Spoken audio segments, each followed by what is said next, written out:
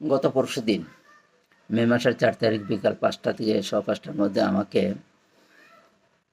WhatsApp number থেকে পুলিশের monogram সংযুক্ত একটি হোয়াটসঅ্যাপ নাম্বার থেকে রিং করে। যথাসময়ে আমি রিংটি ধরতে পারি নাই। পরে ভাবলাম যে পুলিশের হেডকোয়ার্টারের মনোগ্রাম যেহেতু আছে, তো ওটা কী কারণে দিয়েছে একটু জানি।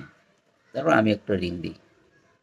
রিং দেওয়ার পরে বললো যে বললো আমি সোহাগ বলছি, রাজারবাগ পুলিশ হেডকোয়ার্টার থেকে।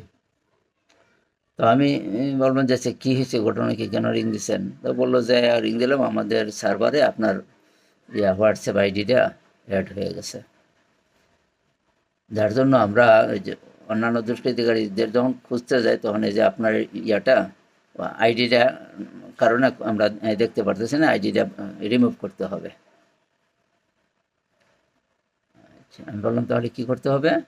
তারপর সে কয়েকটা নাম্বার দিল আর কিছু অক্ষর বললো টাইপ করার জন্য। আমি ভাবলাম যে আচ্ছা, সরল বিষয়ে ভাবলাম যে আচ্ছা ঠিক আছে, টাইপ করে আমি রিমুভ হয়ে যাই, যেহেতু তাদের সমস্যা হচ্ছে বিষয়টা।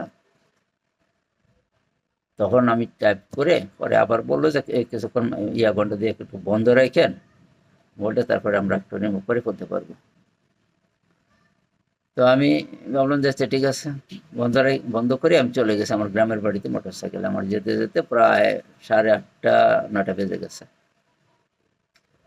ওখানে যে আমি আমার মোবাইলটা অন করলাম, অন করার সাথে সাথেই আমার বাসার এক ভাড়াটিয়া উনি আমাকে রিং দিল যে খালু, আপনার নাকি অসুস্থ, হাসপাতালে ভর্তি আছেন, আপনার নাকি অপারেশন হয়েছে, আপনি 20,000 টাকা চাইছেন।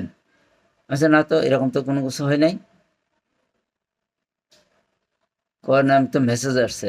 ঠিক তখনই বুঝতে পারলাম যে আমার হোয়াটসঅ্যাপ আইডিটা হ্যাক হয়ে গেছে। আমি খুব তাড়াতাড়ি চতুর্দিকে ফেসবুকে, হোয়াটসঅ্যাপে বললাম যে আমার কোনো অসুবিধা হয় নাই, আপনারা কেউ কোনো টাকা পয়সা দেবেন না, আমার আইডিটা হ্যাক হয়েছে। তখন আমি দ্রুত জিডি করে যাদের অ্যাকাউন্টে, যাদের এই নাম্বারে মেসেজ গেছে সকলের নাম্বারে আমি জিডিটার কপি পাঠিয়ে দিই। এই জন্য বলছি যে পাঠিয়ে দিই। এখন পর্যন্ত আমি যতটুকু জানছি যে কেউ টাকা পয়সা দেয় বলে কোনো কথা আসে নাই বা বলে নাই কেউ, যেহেতু আমার সাথে কেউ কথা বলতে পারে না, মোবাইলটা বন্ধ ছিল।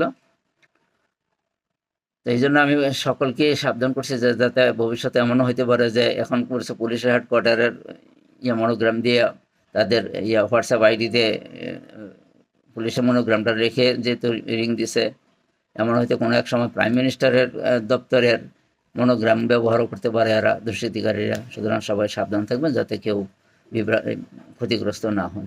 ধন্যবাদ সকলকে।